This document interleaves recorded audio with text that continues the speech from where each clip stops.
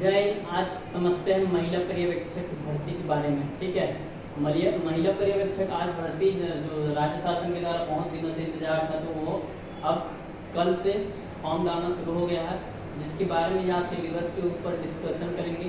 तो सिलेबस क्या है, पिछली बार क्या पूछा था, इस बार में क्या पूछने वाला है। ठीक है, तो सिलेबस अकॉर्डिंग सिलेबस किसी भी एग्जाम का महत्वपूर्ण पार्ट होता है। जैसे हम कोई भी एग्जाम में दिलाने जाएंगे, अगर हमको सिलेबस ही नहीं पता रहेगा तो हमको पता नहीं चलेगा कि एग्जाम यह क्वेश्चन कहाँ से पूछा गया था और कैसे टाइप से क्वेश्चन आया है। ठीक है, और बिना सिलेबस के बिना तैयारी करके या सिलेबस अकॉर्डिंग अगर नहीं पढ़ के जाएंगे तो हमको पता ही नहीं चलेगा कि एग्जामिनर कैसे पूछेगा क्वेश्चन, और हम जाके कुछ भी मार के आएंगे, जिससे क्या है हमको सिलेक्शन लेना आसानी में थोड़ी दिक्कत हो सकता है। तो उससे अच्छा क्या है, हम लोग पहले सिलेबस डिस्कशन करेंगे, क्या पूछा गया है, कितने नंबर का एग्जाम है, कौन से विभाग के द्वारा लिया जा रहा है पेपर। ठीक है, चलिए दोस्तों सिलेबस देखते हैं क्या क्या सिलेबस है। तो सबसे पहले आप जानते हैं महिला पर्यवेक्षक, ये महिला एवं बाल विकास के द्वारा विभाग है, तो उसके द्वारा लिया जा रहा है। ठीक है, वो महिला पर्यवेक्षक जो महिलाएं जो ग्राम में जो आंगनबाड़ी सहायिका रहती है उनको प्रशिक्षण देना है, या जो आपका आंगनबाड़ी जो बच्चों लोग के लिए जो उपलब्ध होता है और खाद्य सामग्री उसके जांच के लिए जो पर्यवेक्षक तैयार की जाती है या अधिकारी नियुक्त किए जाते हैं, उनको बोला जाता है महिला पर्यवेक्षक। ठीक है, तो अलग अलग कैटेगरी है यहाँ पे भर्ती निकला है, खुली एवं परिसीमित भर्तियाँ। ठीक है, टोटल पोस्ट है आपका 440 पोस्ट आपका महिला एवं खुली भर्ती और परिसीमित भर्ती दोनों मिलाकर 220 पोस्ट खुली में और 220 परिसीमित। ठीक है, 200 पोस्ट 220 पोस्ट दोनों में निकला है, टोटल पोस्ट है 440 पोस्ट। ठीक है, हमको या आपको चाहिए एक पोस्ट लेना है।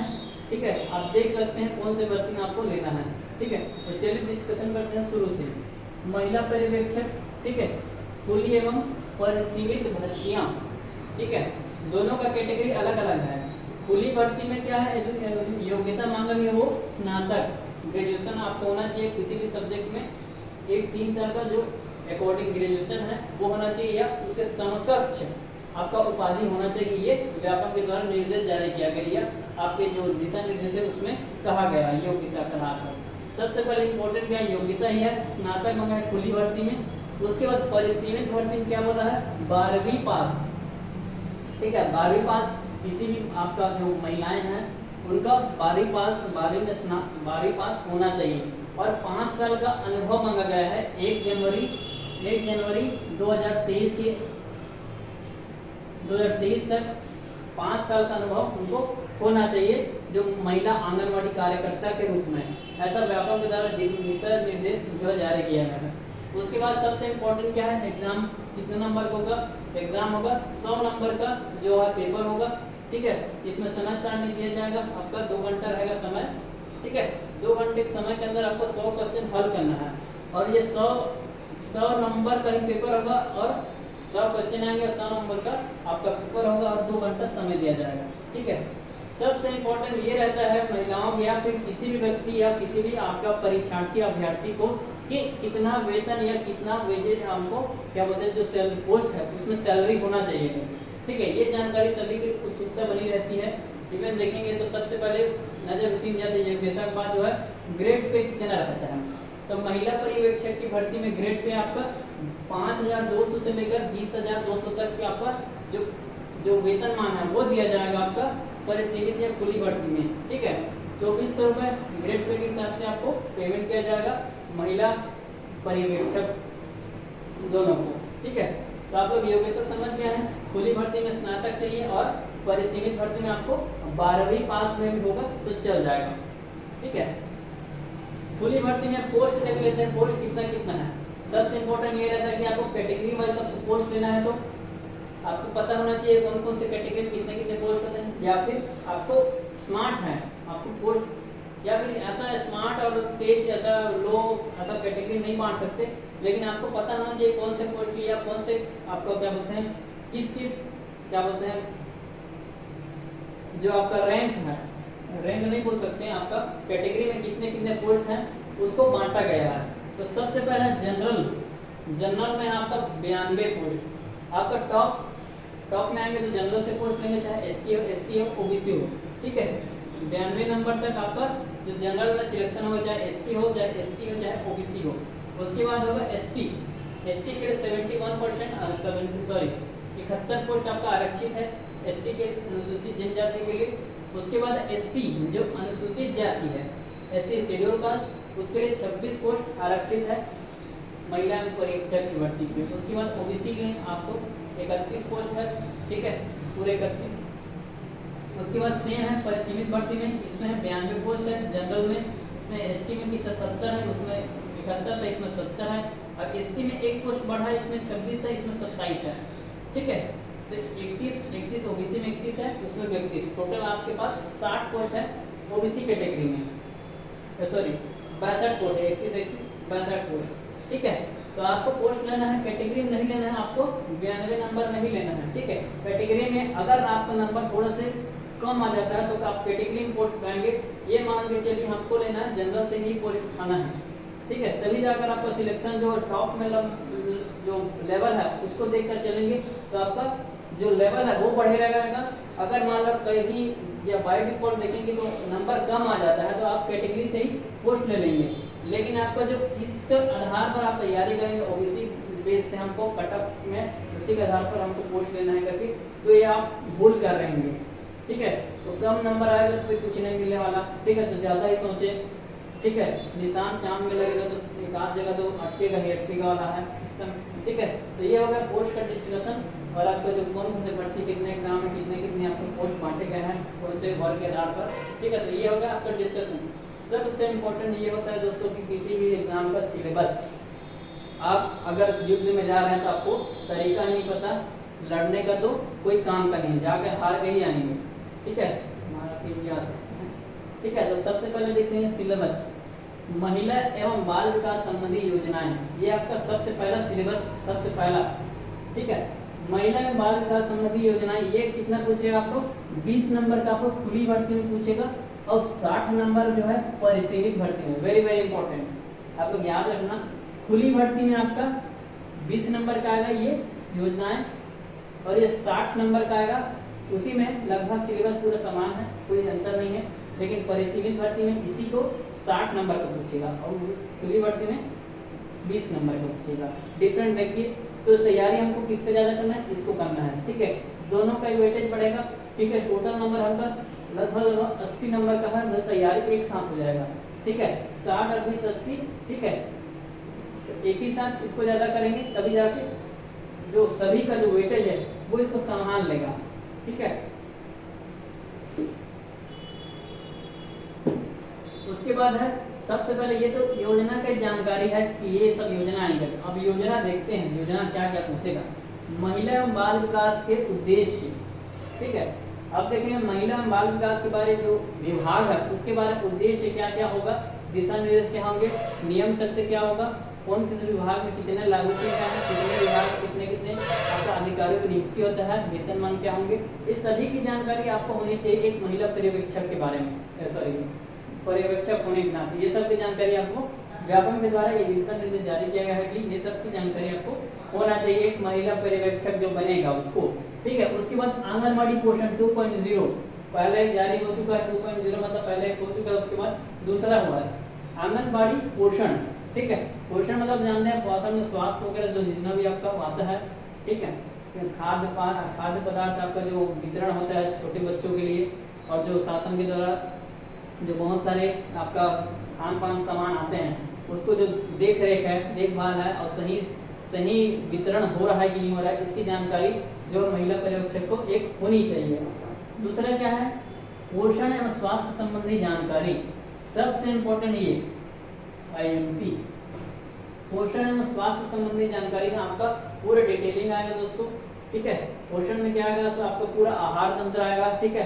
खाद्य पदार्थ आएंगे, कौन से खाद्य पदार्थ में कितने भी विटामिन होते हैं, कौन से विटामिन को पहले खोजा गया है, ठीक है। तो बहुत सारी चीजें आएंगे पोषण एवं स्वास्थ्य एवं आहार के माध्यम से। दूसरा है आपका तीसरा है आपका कुपोषण और निराकरण, सबसे इम्पोर्टेंट दूसरा सबसे इम्पोर्टेंट ये है कुपोषण और निराकरण। कुपोषण मतलब बीमारियां, ठीक है।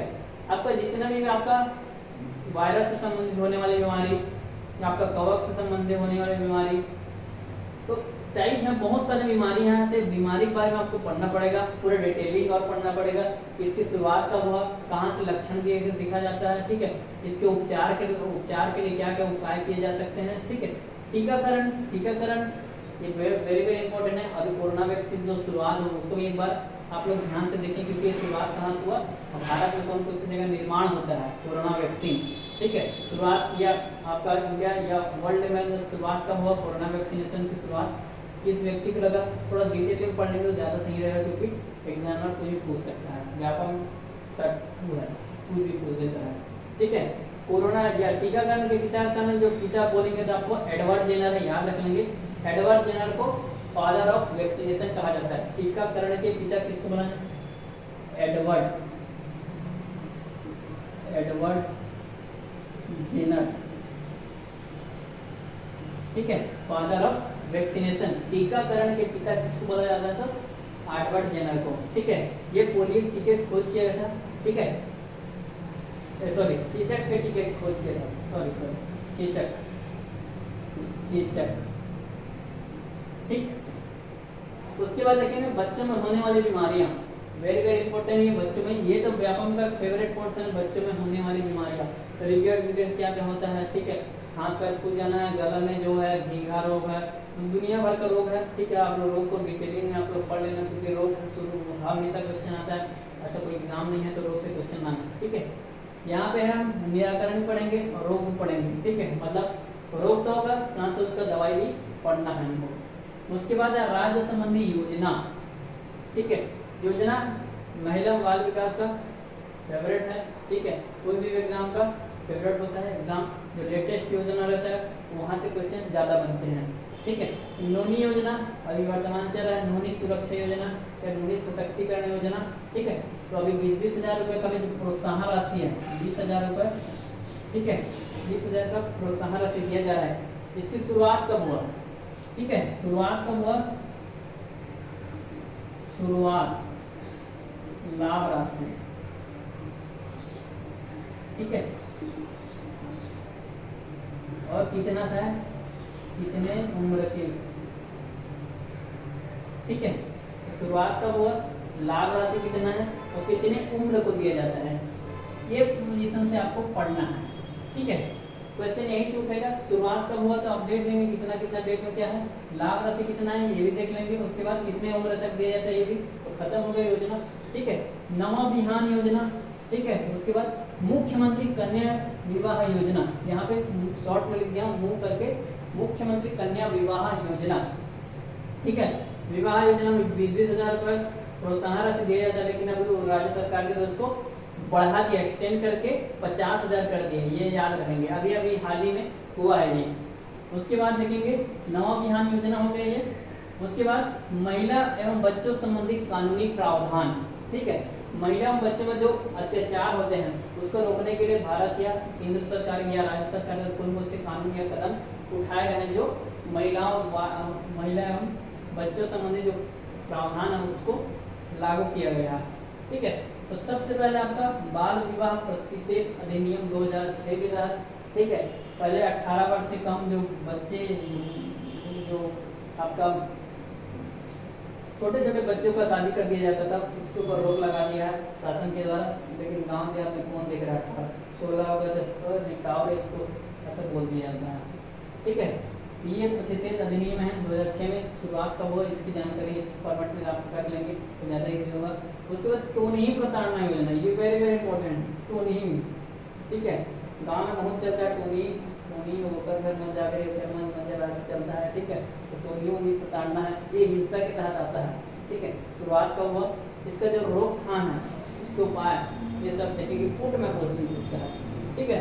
टोनही प्रताड़ना, ठीक है, आजकल लड़कियां व्हाट्सएप में ब्लॉक कर देगी, वो कम है टोनही प्रताड़ना। उसके बाद घरेलू हिंसा, घरेलू हिंसा क्या होता है, सास बहू के झगड़े जो होता है वो होता है घरेलू हिंसा, ठीक है। आप किसी भी व्यक्ति या किसी भी महिलाएं को बार बार किसी चीज के लिए आप टॉर्चर नहीं कर सकते, ये शासन के तहत निर्देश के तहत एक घरेलू हिंसा के तहत ये आएगा, ठीक है।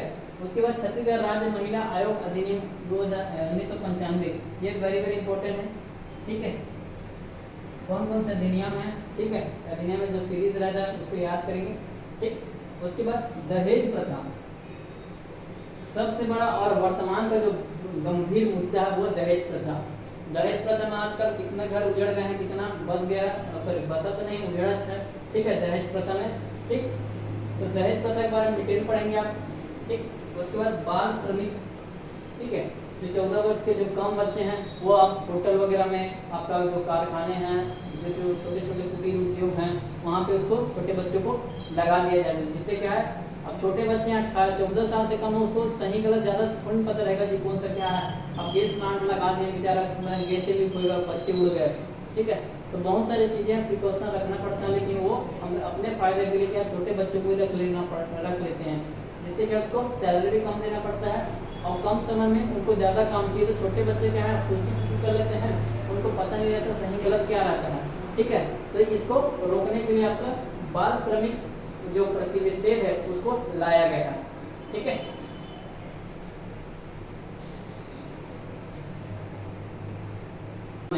ठीक है, सभी एग्जाम का कॉमन रहता है लगभग व्यापक एग्जाम में। सामान्य ज्ञान में पूछेगा आपका, सॉरी मानसिक योग्यता में रीजनिंग आएगा, आपको वस्तुनिष्ठता देखना पड़ेगा, रक्त संबंध रहेगा, आपको चित्रों को देखकर आपको आंसर देना, भिन्नों के माध्यम से आंसर देना है। ठीक है, तो लॉजिकल रीजनिंग रहता है, आपको तर्क शक्ति देना है, वो जांच करते हैं आपका व्यापक। उसके बाद देखेंगे इतिहास। इतिहास आप देखेंगे कि 1857 की क्रांति आएगा और यह है हड़प्पा सिंधु घाटी और 1857 की क्रांति। ठीक है, यहाँ से शुरू होगा और यहाँ तक खत्म होगा 1857 की क्रांति से। दूसरे बार देखेंगे छत्तीसगढ़ का इतिहास, ये भी सेम रहेगा। छत्तीसगढ़ का आपका जो शुरुआती है, आपका सिंधु घाटी से नहीं बोल सकते, आपका अर्जुनी टेरम चितवा डोंगरी वाला जो शुरुआती इतिहास है, और 1857 की क्रांति जो छत्तीसगढ़ की भूमिका है वो रहेगा आपका छत्तीसगढ़ के इतिहास में। उसके बाद भूगोल है ना, भारतीय इतिहास में भारत भूगोल और छत्तीसगढ़ भूगोल, आर्थिक दशा, नदी पहाड़ झरना सब पूछता है। उसके भारत की अर्थव्यवस्था वर्तमान जो योजना है, बैंकिंग प्रणाली है, आपका जो पंचवर्षीय योजना कब कब चला था, कौन कौन से पंचवर्षीय कौन कौन योजनाएं शुरुआत की गई थी, आपको उद्योग धंधे किस पंचवर्षीय योजना में लगाया गया था, ये सब क्वेश्चन आपका पंचवर्षीय योजना के अंदर तक आएगा। बैंकिंग सेक्टर आपका, ठीक है, अभी वर्तमान जो क्या रिजर्व बैंक ऑफ इंडिया के गवर्नर शक्तिकांत दास जी हैं। ठीक है, इससे पहले गवर्नर कौन था, आप गवर्नर वगैरह देख लेंगे। शुरुआत में भारतीय द्वारा जो बैंकिंग प्रणाली की शुरुआत कौन किया था, तो कौन कौन से बैंक है, इसके बारे में आपको थोड़ा डिटेलिंग जानकारी पढ़ना पड़ेगा। ठीक है, उसके बाद देखेंगे विज्ञान, देखेंगे आपका साइंस। ठीक है, साइंस में 3 आते हैं, एक फिजिक्स आता है, ठीक है, उसके बाद केमिस्ट्री, उसके बाद बायो। ठीक है, इसमें भी 2 आता है, बॉटनी और जूलॉजी। ठीक है, ठीक है, इसके बारे में थोड़ा देख लेंगे। उसके बाद हिंदी आता है। ठीक है, आपको पर्यायवाची शब्द, विलोम शब्द, अनेकार्थी शब्द, शब्द रचना, शब्द अलंकार। ठीक है, आपका संधि समास, ये सब कुछ आपको 15 नंबर का दिया जाएगा। उसके बाद इंग्लिश है, आपका 10 नंबर आएगा इंग्लिश। तो इंग्लिश के लिए मान लो अगर नहीं बनते तो रोड भी लेना है, जबरन 10 नंबर का आपको नहीं बन रहा है तो मार के अनुसार नहीं बोलना है। ठीक है, व्यापक में इंग्लिश अच्छा नहीं बनता। ठीक, तो आप लोग देख लेंगे, और नहीं पढ़ना से नहीं हो सकता, लेकिन आपको एकदम ज़्यादा टेंशन नहीं लेना है, क्योंकि इंग्लिश थोड़ा टफ रहता है। मैं डरा नहीं रहा हूँ, लेकिन ये हकीकत है। उसके बाद गणित देखेंगे, 15 नंबर गणित, इसका तैयारी कीजिए। गणित क्या बोलते, इंग्लिश सबसे गणित रहता है, आपको फॉर्मूला वगैरह याद रहेंगे तो जल्दी से बन जाएगा। ठीक है, ये है व्यापक का आपका जो महिला में खुली एवं परिसीमित भर्ती का ये सिलेबस। आई होप इस वीडियो को समझे होंगे। मिलेंगे नेक्स्ट वीडियो में, तब तक जय हिंद। और मेरे वीडियो में या मेरे चैनल में नए हैं तो सब्सक्राइब करें, शेयर करें। जय हिंद, थैंक यू।